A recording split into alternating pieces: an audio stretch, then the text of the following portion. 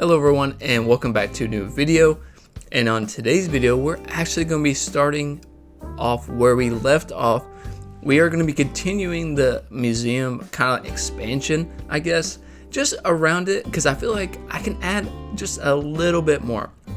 So first I need to get a staircase from Tom Nook and go ahead and place said staircase, and then go ahead and time travel on to the next day. Hopefully it looks good, and it does. So I went ahead and started placing down some pathing. So I wanted to add just a little bit more.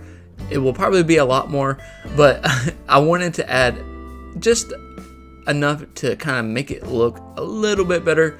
And I wanted to continue on with like the theme of like there being a spot on top of it where you could like go on top, and I don't know, I just feel like that's really cool and just kind of different. So I wanted to make it to where it was like more of like a city. I wanted to extend this road out too, just to make a little bit more sense, I guess. So I did extend it out just a little bit more, and then I added some sidewalk pathing just to kind of help kind of make it look like you're going up to a sidewalk and then to a street. And to cover up the road just a little bit, I added a sidewalk. That is always a really good idea, especially if you want to cover up your road just a little bit more, because sometimes it can be way too repetitive. Trust me, I do it way too much, and I feel like it really does help hide it just a lot more. And on the side, I added just another steel fence. I didn't like how it was kind of jutting out one, so I went ahead and placed it right back down and made it look a little bit better. And honestly, it helps cover up those like not simple panels, wide display stands just a little bit more. And then over here on the side, I wanted to cover up kind of honestly the museum a little bit more, and I wanted to make it look like there was more buildings around it. So I just added another wide display stand and then a simple panel and placed it down just right on top of it, just to cover up a little bit more and to help kind of break up all like the monochrome. I added a just like a little fake tree. I don't know, it's cute, so I just added that. And then now I am kind of mapping out on what I wanted to do next. It's always a good idea, in my opinion, to know how far you want to build and how much you actually want to add to a build. So I always try my best to do that at first, because sometimes it's really hard to get a vision on what you wanted to do. So my opinion is always to start small and then you can go big. And now that I kind of am in a rut, I went ahead and started terraforming and removing a lot of these flowers and trees just to help give you guys an overall vision on what I'm going for and create that immersion. So I needed to deflower and deforest, and unfortunately that is a lot. Again, I let things go a little out of control, and maybe I should go ahead and deflower and deforest stuff at the beginning so I don't have to deal with this later. But I'm probably like everyone else and don't want to do that and just want to play the game, and then I'm left with this. I even have a little lily of the valley here, which is super cute. Unfortunately I am throwing it away because we're not putting flowers on this build, well, the monochrome aesthetic that I'm going for, just because I'm going for that natural city, more modern. And honestly, you don't really see flowers in a bigger city. I mean, you do, but not like just randomly, I guess. I don't know, I'm not gonna add flowers, but I am gonna pick up all of these flowers. And then also I think I'm gonna terraform that river just a little bit, or maybe at least into like the waterfall itself. Also too, before I forget, we still have one more villager we have to get for this monochrome theme. Let me know in the comments, who do you think would be a good fit? I was thinking Portia or someone like that. I don't know. I think Portia would be a really good fit, but also I know there is a few others I can get, just because I'm not using Happy Home Paradise, so I'm not changing their house or anything.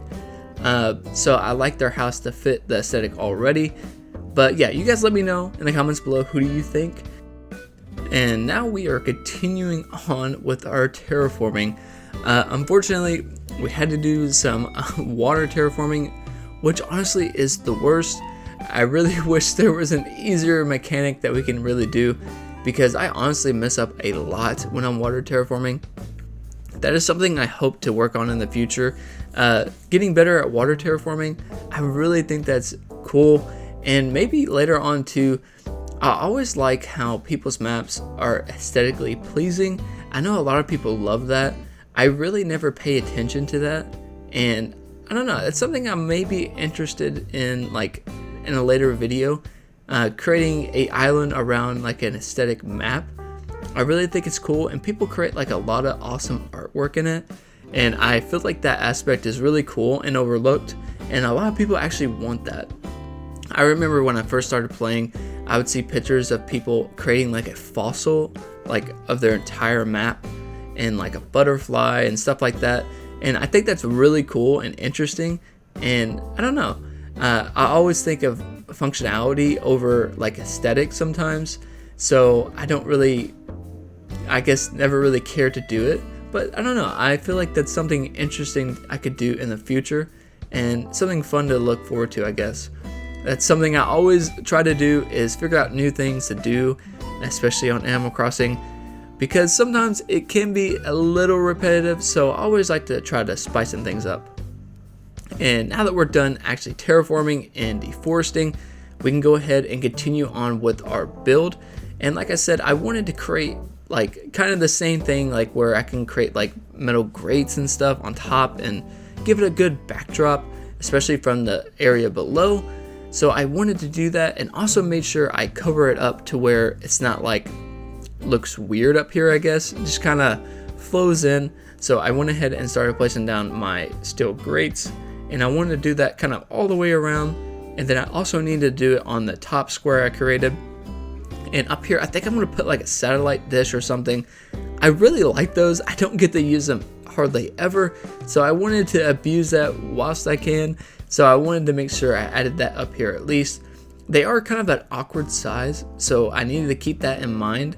And I always forget to add like another like kind of piece of terraforming to go out, I guess, so where I can place down like the actual item itself, because I don't know, the hitbox on it is very odd. So I needed to make sure I kept that in mind, which I never do. And then I added the tank over there on the side, the silver one, just to change up the colors, and it has a little ladder on the side. I feel like that's a perfect little thing to add, and we don't really get to use those that often. Other than this, I really don't know what they could be used for, so I'm happy to use that. And then on the side here, I needed to add just some walls just to cover it up a little bit more, and luckily it was like perfectly fitting already. And I wanted to add just like some more like machinery items, so I grabbed an amazing machine over here on the side, which I think is a perfect little fit. I made it white to hopefully blend in just a little bit more. And then on the side here, just some more height, I added a utility pole. And then over here on the opposing side, I wanted to add just some more stuff to fill in the area just a little bit more, so I added a little scooter. I don't know, it's cute. And then over here, I wanted to add just some more little odds and ends. So I added an ABD, don't know why, but it fits and it looks good. And I needed to extend this out just a little bit more, because I needed to fill in the area of like the museum and like the side of it, just to make it look a little bit better. And my inspiration is honestly coming from like New York City.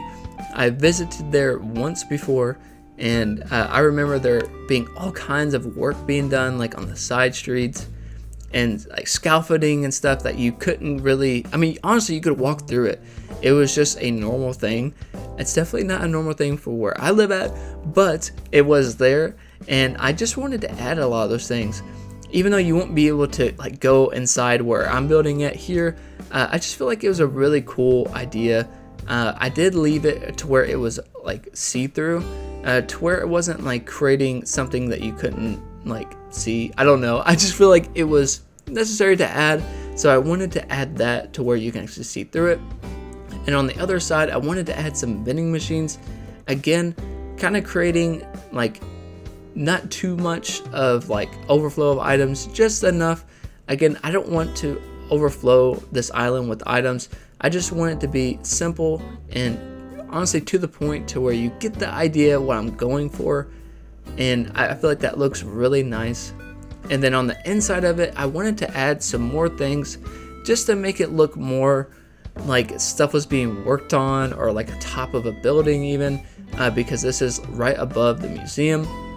So I needed to figure out some more items to actually place in there, and I was kind of at a loss on what I wanted to put on the side, because I wanted it to kind of break up kind of the roof and create like different little things to put over here. So for the time being, I just kind of placed down some sidewalk pathing, so hopefully something could come to mind, because I was kind of at a loss on what I wanted to do.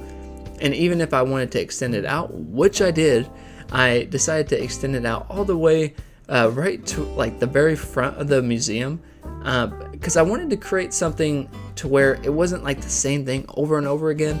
So I had to think on that. So I kind of gave that a break and went ahead and actually extended out the road just a little bit more to hopefully help me figure out what I wanted to build over in this area. It's always a good idea if you kind of have mind block, which I do all the time, is to kind of stop what you're doing and create stuff around it, because then that's when your ideas can actually start flowing. At least for me, I don't know if that works for everyone else, but typically that really does help me out just a little bit. Even though I had to like skip kind of a line because of the sidewalk and where I made the crosswalk path, it was kind of confusing me at first. I get easily confused sometimes. So I went ahead and finished up that, and I started filling in the rest of the road. And I was really actually liking the road and how it was turning out. I know it's just a straight road, but it looks really good, especially when I have other stuff around it, kind of help blending it in more.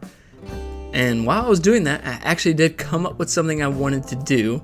I wanted to add like another generator thing. Even though it's an AC unit, I just used it as like a little generator. But over here, I wanted to make like a little patio, like restaurant looking thing.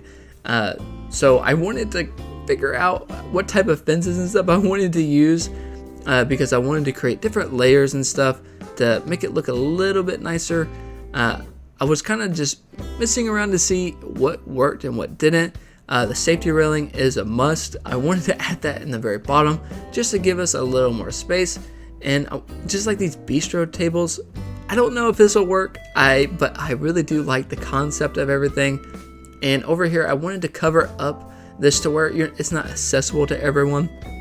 Again, I just wanted to create it as something to look at rather than explore in, just to fit in the theme a little bit more.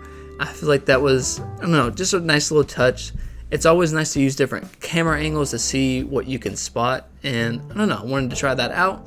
And I added 2 bistro tables. I wanted them to be kind of in like a zigzag pattern to fill in the area just a little bit more, and I was really pleased with how that turned out. And again, just filling in the area a little bit more to help, I don't know, immersion, I guess. And now that we're done, let's go ahead and do our final walkthrough. I really like the lookup point when you can actually look up at the museum and see different items in the background. I really do feel like that helped out a lot. And actually going around, I feel like it fills in the streets so much better, and it's not too much, it's not overkill. Again, that's what I'm going for, just very simple, but yet it looks really nice. I'm really happy I created this little patio. I'm really pleased with this build.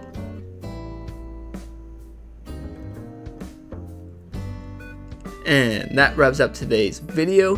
I really hope you guys did enjoy today's video. It was a really fun one. Again, kind of like an interesting one.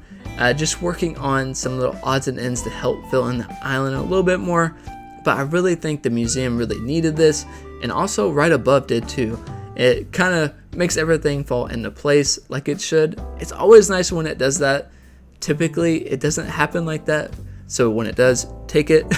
But yeah, if you guys did enjoy today's video, please consider liking and subscribing. And again, thank you guys for everything and all your nice support. And I look forward to seeing all of y'all in the next video. And until next time.